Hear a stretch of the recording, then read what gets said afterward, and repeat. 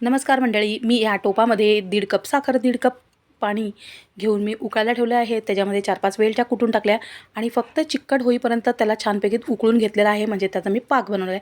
आणि 10 ते 11 मी ब्रेड घेतलेले आहेत आणि त्याचे छान तुकडे करून मी मिक्सरमधून याची अशी भरड करून घेतली आणि त्याला जरासं दूध लावलं मी, म्हणजे अर्धा कप दूध टाकून ते मी 10 मिनिटासाठी झाकून ठेवलं होतं. त्याच्यानंतर 2 ते 3 चमचे मी तूप घेतलं आहे आणि थोडंसं चोळून पीठ मळलेलं आहे. जास्त चोळायचं नाही आहे, एकदम हलक्या हाताने चोळून घ्यायचं आहे आणि त्याचे छोटे छोटे असे छान गोळे करून घ्यायचे.